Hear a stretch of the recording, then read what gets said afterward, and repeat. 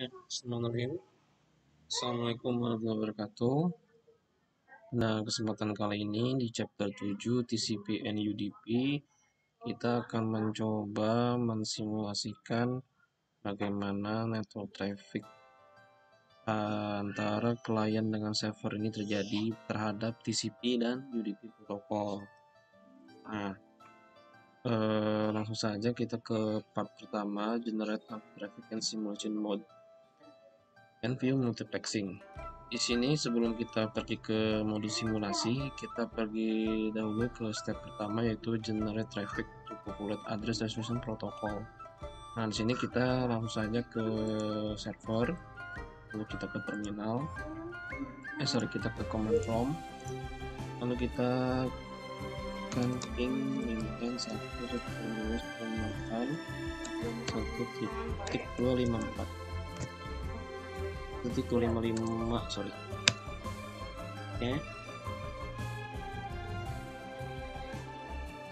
Oke, di sini kita bisa lihat ya reply-nya ini dia dari 1.2, 1.1, 1.3 dan 1.4, yang dimana ini adalah IP masing-masing kliennya.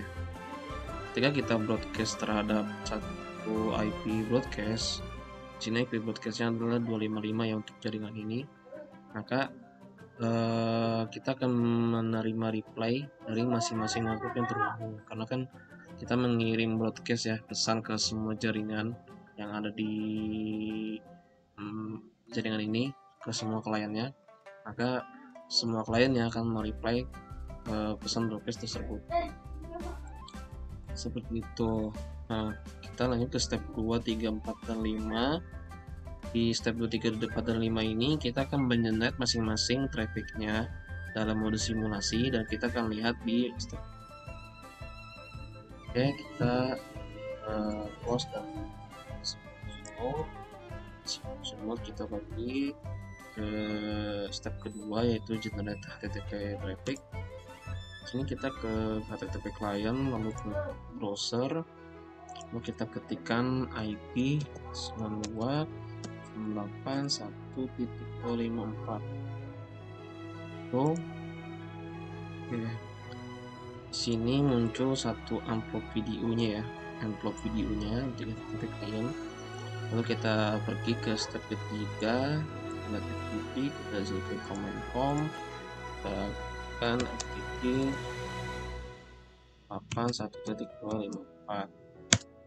Nah, videonya sudah muncul di FTP client. Kita pergi ke step 4, generate DNS. Di DNS kita pergi ke command prompt,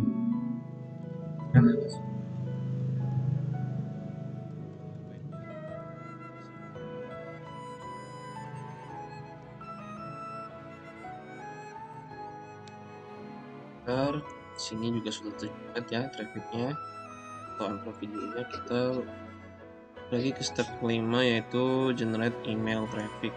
Nah, email traffic ini kita ke email client, kita pilih email, compose, kita pergi ke email nya ke user at server.vpn.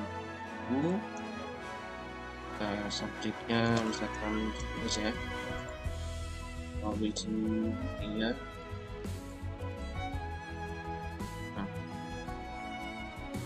Oke, di sini juga sudah terbentuk masing-masing videonya.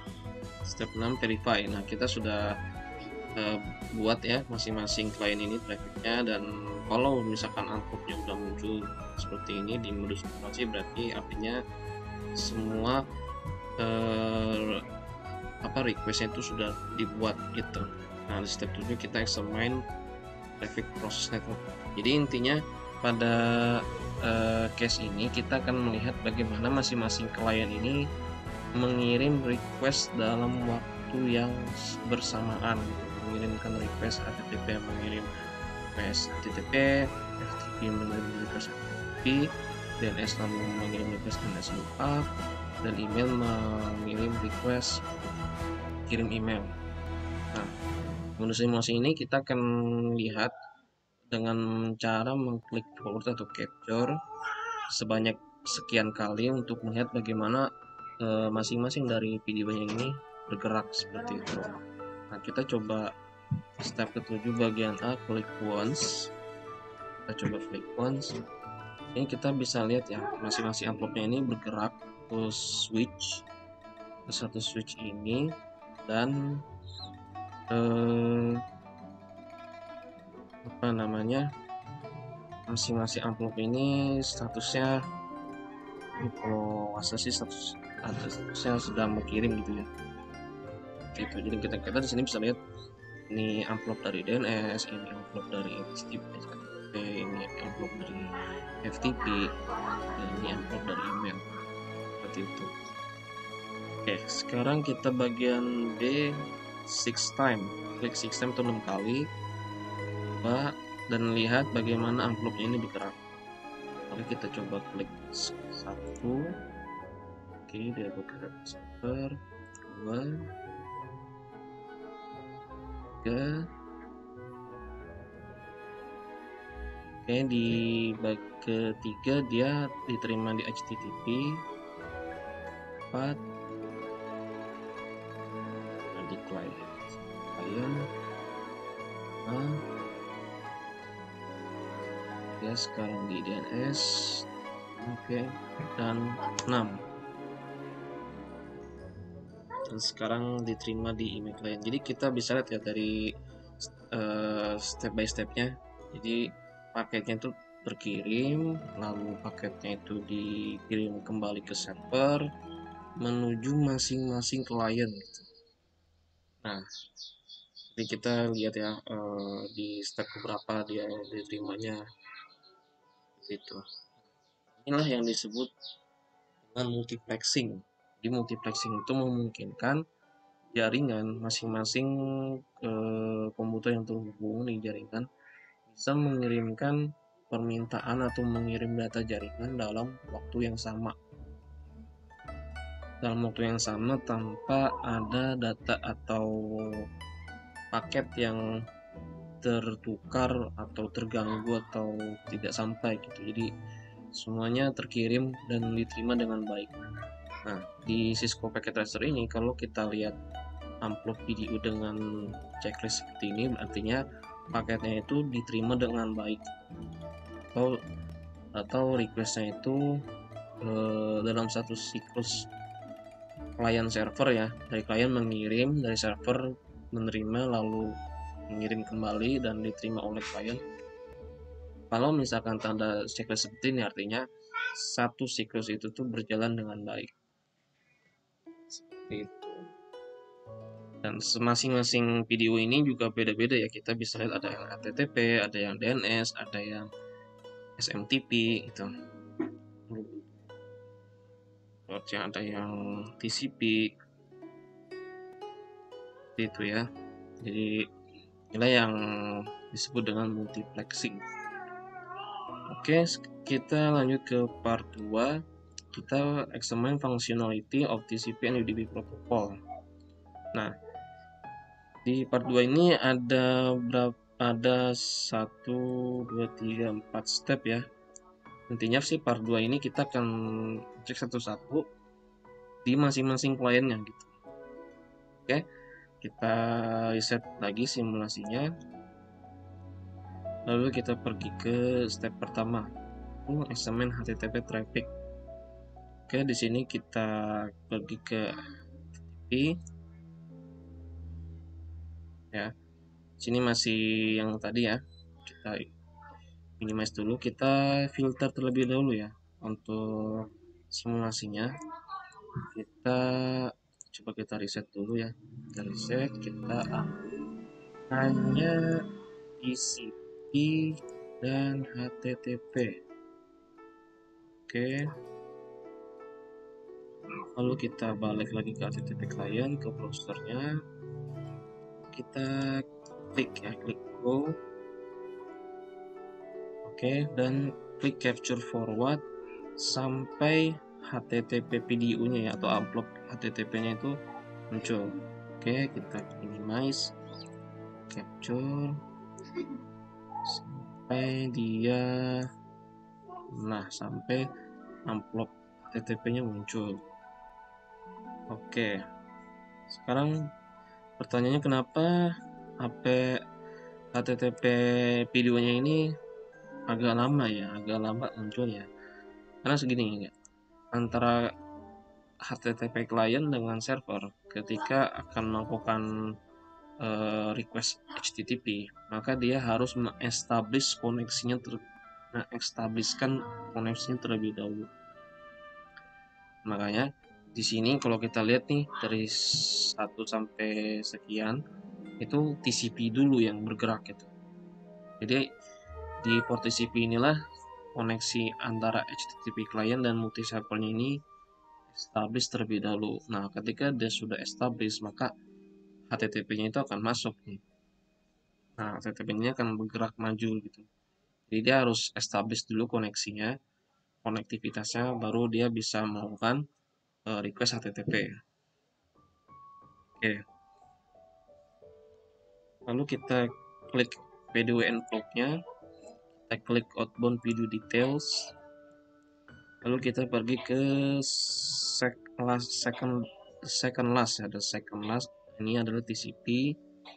Lalu kita lihat TCP ya di sini ya. Lalu ada pertanyaan, apakah komunikasi ini reliable? Jawabannya sudah pasti ya, karena TCP itu adalah metode komunikasi yang reliable, sedangkan yang UDP itu unreliable. Dan ini nyambung dengan pertanyaan pertama tadi, kenapa amplop HTTP-nya itu ya munculnya agak lama, karena TCP inilah yang membuat konektivitasnya ini establish dulu gitu loh. Koneksinya ini ada dulu gitu. Karena reliable connection kan. Nah, HTTP itu butuh koneksi yang reliable gitu. Communication yang reliable. Makanya TCP akan menjaminkan itu, akan menjaminkan bahwa konektivitas antara HTTP client dengan servernya sudah pasti reliable. Nah, makanya ada proses di situ di TCP terlebih dahulu untuk memastikan bahwa konektivitas ini established. Seperti itu. Lalu kita di sini kita lihat ya, di sini source portnya itu 1026, destination portnya 80. 1026 ini adalah source port si HTTP client ya, dan destination port ini adalah destination port HTTP servernya. Lalu kita bisa lihat ini sequence dan acknowledge numbernya 1 atau sama 1. Dan kita lihat flagnya ya, flagnya di sini kalau kita lihat dari kiri kanan ini agak besar ya, harusnya seperti ini nih. Nah, berarti flagnya di sini kalau kita lihat dari kiri sampai kanan, yang kiri pertama ini adalah posisi ke-6 dan yang paling kanan di sini adalah posisi ke-1. Kita tinggal lihat mana yang angka 0 dan angka 1. Ini angka 1-nya ada di posisi 5 dan posisi 4. Artinya flagsnya adalah ACK dan SH seperti itu. Nah, lalu kita kembali ke simulasi. Kita klik capture sampai si amplop videonya ini balik lagi ke HTTP client. Ini kita klik capture.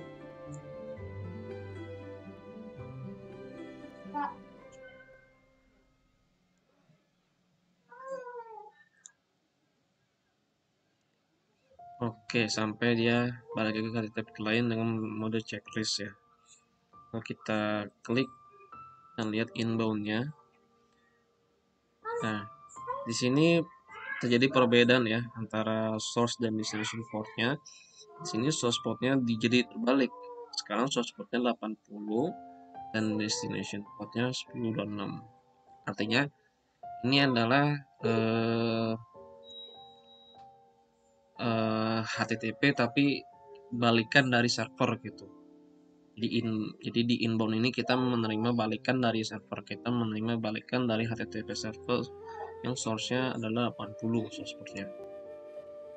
Nah, di sini kita bisa lihat source number-nya dia masih 1, namun acknowledge number-nya dia 103.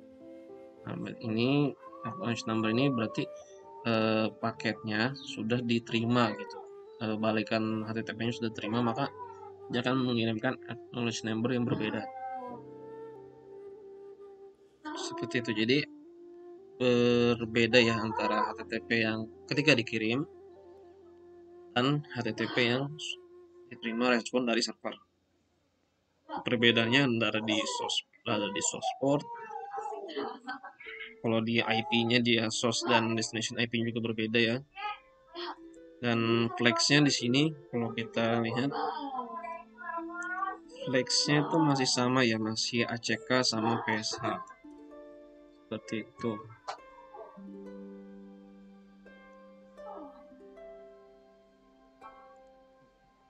Oke, itu untuk step pertama ya. Untuk step pertama examine HTTP. Sekarang kita lanjut, kita reset, kita examine FTP traffic. FTP traffic kita ubah dulu filternya menggunakan FTP. FTP ini dan TCP.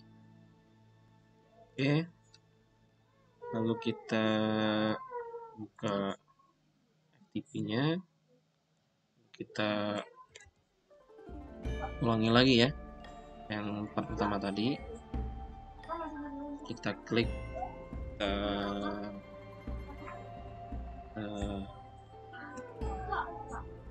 harusnya oke, kita ketikkan FTP 192.168.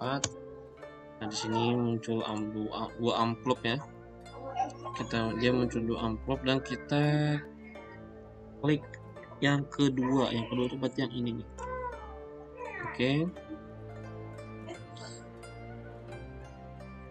apakah komunikasi ini reliable? Sudah pasti jawabannya iya ya, karena kita menggunakan TCP yang sudah dijelaskan.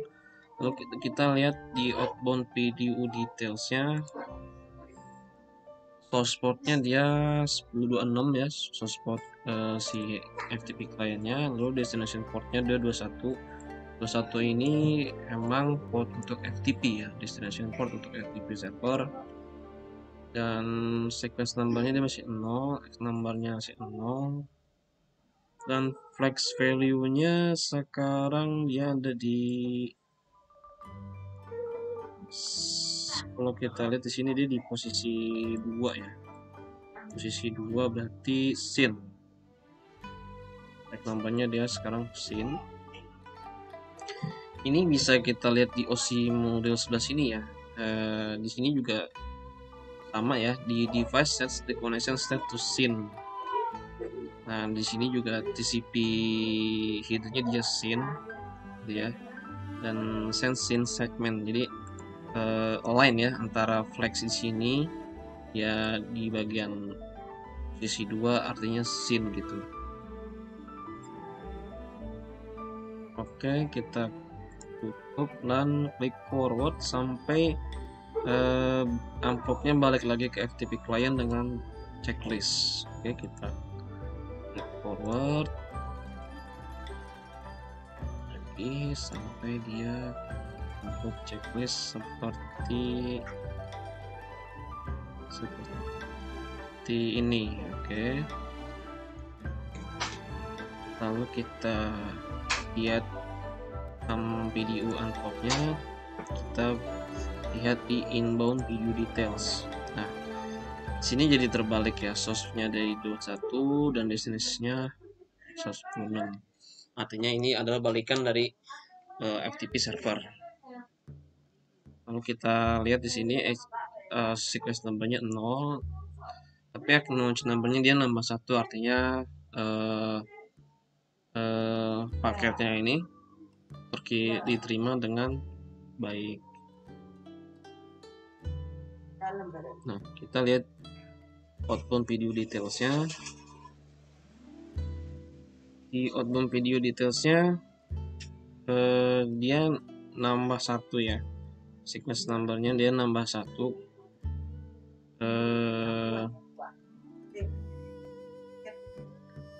Karena bisa jadi gini, mungkin dia establish lebih dahulu koneksinya ya kan, Nah, ketika koneksinya established, maka dia akan lanjut ke bagian FTP-nya gitu loh. Lanjut bagian FTP-nya. Dan sequence number-nya dia di sini jadi nambah 1. Persis sama kayak HTTP sebelumnya ya. Ini sebelum muncul amplop HTTP-nya, yaitu sequence number-nya itu masih 0, tapi setelah muncul HTTP amplop-nya, dia sequence number-nya jadi 1. Seperti itu. Dan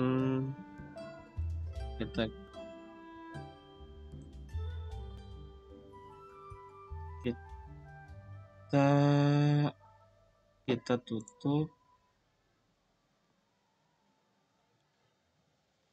until the second video returns the FTP client. Oke, kita klik forward, kita klik forward lagi.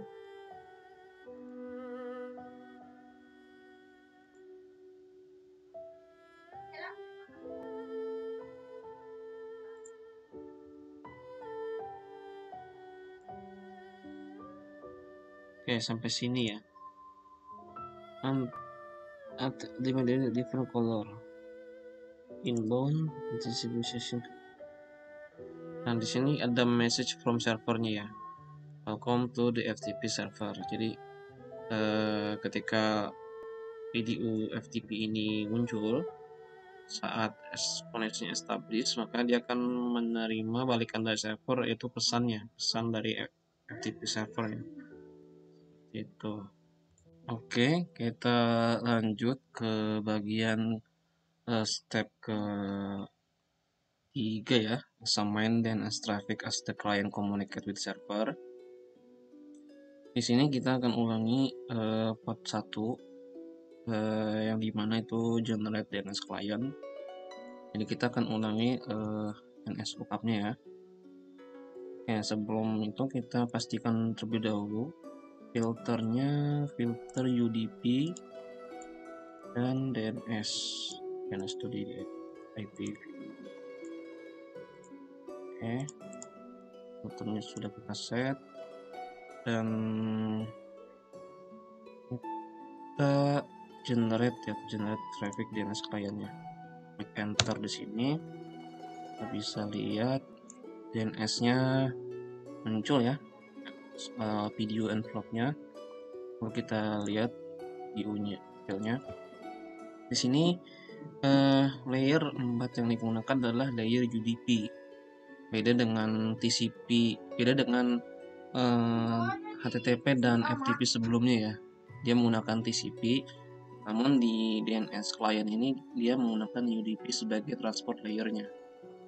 Apakah komunikasi ini reliable? Jawabannya tentu tidak ya. Jawabannya pasti tidak, karena dia menggunakan UDP sebagai transport layernya. Yang seperti kita tahu, UDP itu dia unreliable communication. Dia tidak seperti TCP yang memerlukan sequence number dan acknowledge number atau flag lain ya. Dan dia juga tidak seperti TCP yang harus koneksinya established dan mencatat error yang terjadi atau paket-paket yang hilang. Jadi UDP itu dia tidak memerhatikan hal seperti itu. Makanya dia cepat ya. Kalau yang seperti kita tahu, UDP itu dalam transaksinya atau transfer datanya itu dia cepat datanya. Oke. Lalu kita ke outbound video details. Kita lihat di sini source portnya 1026. 1026 itu masih source portnya si komputer DNS client. Lalu destination portnya dia 53. Nah, 53 ini bisa jadi dia adalah destination port untuk DNS server. Dan di sini karena kita menggunakan perintah NS lookup, jadi dia ada DNS query ya. Di video detailnya dia ada DNS query. Lalu kenapa tidak ada acknowledge number dan sequence number ya? Karena dia menggunakan UDP. UDP itu seperti sudah dijelaskan ya, dia tidak ada acknowledge number, tidak ada sequence number atau flag seperti TCP. Oke, kita tutup lalu kita klik next forward sampai dia balik lagi ke DNS client dengan status checklist. Oke, kita klik next forward, klik lagi. Sekarang balik ke DNS client dengan status checklist.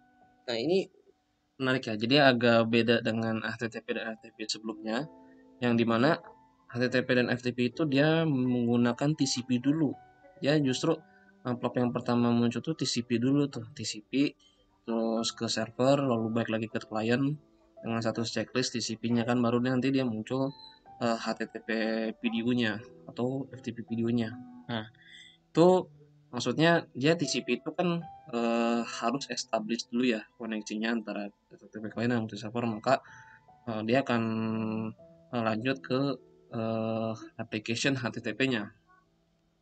Nah, beda dengan DNS yang menggunakan UDP. Justru ketika kita klik request, dia langsung muncul DNS-nya. Tidak ada PDU untuk UDP. Jadi itu karena tidak memerlukan koneksi yang established, jadi dia bisa langsung ya dengan DNS client itu bisa langsung komunikasi ke server. Nah, itulah bedanya ya antara TCP dengan UDP ya transport ya. Jadi kalau TCP itu intinya jalur komunikasinya harus aman dulu, baru nanti boleh masuk aplikasi HTTP atau FTP-nya. Namun kalau UDP itu dia langsung dijalanin aja gitu, tanpa melihat jalur komunikasinya apakah ada hambatan atau apa gitu. Makanya dia bisa langsung seperti ini nih. Jadi hanya ada 6 step ya, dari DNS client ke server sampai dia balik lagi ke DNS client-nya. Seperti itu. Lalu kita buka video detailnya, kita klik inbound. Lalu di sini bisa lihat ya source port sama destination portnya dia jadi dibalik, artinya ini adalah balikan dari server. Lalu kita ke last sectionnya, di sini ada DNS answer. Nah, ini juga DNS answer ini juga muncul kalau dia udah dapat balikan dari server ya. Kan waktu di request pertama dia hanya ada DNS query.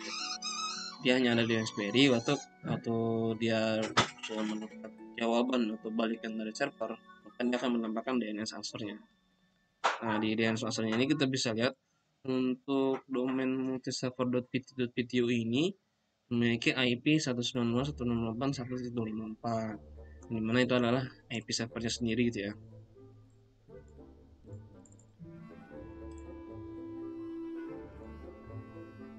Seperti itu. Oke, untuk step ketiga kita sudah, lanjut kita ke step 4 ya, segmen email traffic. Oke, kita reset simulasi, kita filternya ubah terlebih dahulu, kita ambil hanya TCP, SMTP, dan POP3. Oke, lalu kita pergi ke email client, kita ulangi yang part pertama ya, ke compose, lalu kita kirim emailnya masih sama. Ya, di sini muncul, nah di sini muncul videonya. Lalu kita klik videonya, lalu kita ke outbound video details, kita ke last section. Di sini dia menggunakan transport layer TCP ya. Apakah ini reliable? Sudah pasti jawabannya reliable, karena dia di sini yang akan dilakukan adalah melakukan establish koneksinya terlebih dahulu gitu. Oke, di sini kita bisa lihat ya, di sini ada sequence number lagi, ada acknowledgement number lagi, sama seperti HTTP dan FTP. Source portnya dia masih source port 26 untuk pertama kali ya, si email client komputernya, dan destination portnya dia 25 itu seperti yang kita tahu dia itu adalah port untuk SMTP SMTP mail server ya, 25. Lalu kita lihat flagnya di sini ya, sin ya, flagnya sin karena dia di posisi ke-6. Kalau kita lihat di sebelumnya ini sin ini posisi kedua, Maaf, dia ada di posisi kedua, berarti di flag scene. Ini kita bisa ke tab sebelahnya ya. Di tab sebelahnya juga sama dia deskripsinya, di device sets the connection status scene, lalu TCP-nya send scene segment, lalu TCP header-nya juga scene headers seperti itu. Dan ini align dengan flagsnya dia, flagsnya dia di sini scene. Lalu kita close dan klik capture forward sampai PDU-nya ini balik lagi ke email dengan status checklist. Oke, kita klik capture forward sampai dia balik lagi ke email klien dengan status checklist seperti ini. Oke, lalu kita buka PDU-nya, lalu bagian inbound video details. Di inbound video details ini jadi terbalik ya dengan sebelumnya. Sebelumnya itu source-nya 26, destinasi 25, sekarang jadi terbalik. Artinya ini adalah balikan dari server. Seperti itu. Lalu di sini acknowledge number-nya 1. Berarti komunikasinya dia establish gitu loh. Jadi komunikasi antara email client sampai server itu dia sudah establish. Dan dia akan menambah acknowledge number-nya. Dan di sini untuk flags-nya juga dia sekarang ada di ACK sama SYN ya. ACK sama SYN. Nah, SYN ACK ya. Ini kalau di detail penjelasannya di device 65 SYN sama ACK segment. Nah, lalu kita pergi ke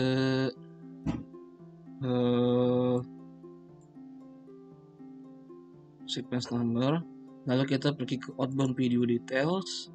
Di outbound video details ini sekarang dibalik source portnya 1026 dan destination portnya 25. Jadi dia sama seperti yang video di awal ya, source-nya sekarang di source komputer email client dan destinasinya ke port SMTP email server.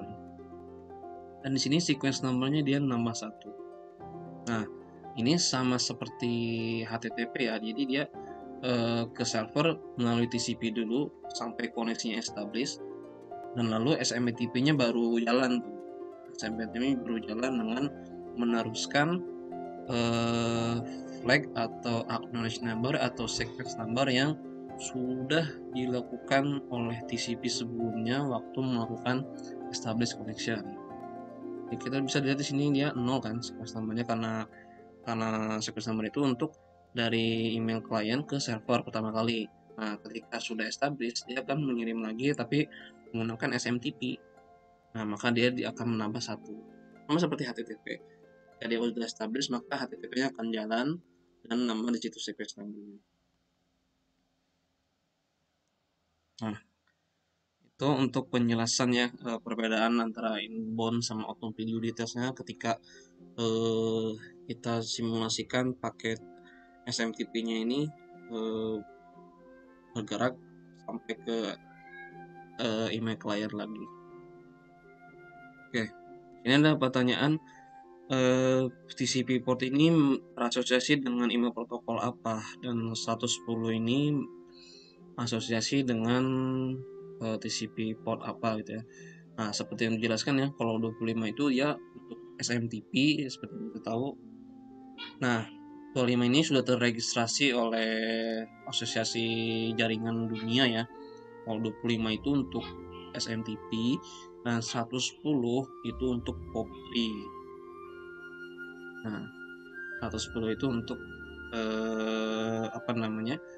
untuk POP3 protokol. Oke, mungkin itu saja yang bisa kita jelaskan, kita bahas ya dari part 2 dan part 3 chapter ini. Jadi pada intinya kita di sini belajar bagaimana dan mengetahui bagaimana suatu jaringan komputer melakukan komunikasi dengan server dan dilakukan pada waktu yang bersamaan. Dan bagaimana perbedaannya klien yang menggunakan TCP dan klien yang menggunakan UDP. Yang seperti kita lihat ya, HTTP, DNS, HTTP, FTP, dan email dia menggunakan TCP, yang dimana dia pasti TCP dulu untuk melakukan establish, baru dia masing-masing application-nya HTTP, FTP, dan email baru berjalan. Beda dengan DNS yang menggunakan UDP. DNS yang menggunakan UDP dia bisa langsung eh, terkomunikasi dengan server tanpa harus ada connection yang established atau melakukan flagging seperti much number dan sequence number dan lain sebagainya. Dan di sini juga kita bisa lihat bahwa eh, jaringan komputer yang terhubung dengan seperti ini itu bisa memungkinkan trafficnya atau requestnya itu berjalan di waktu yang bersamaan seperti itu. Mungkin itu saja yang bisa saya sampaikan. Kurang lebihnya mohon maaf, dan mohon maaf juga bila ada salah kata dalam penjelasan. Terima kasih. Wassalamualaikum warahmatullahi wabarakatuh.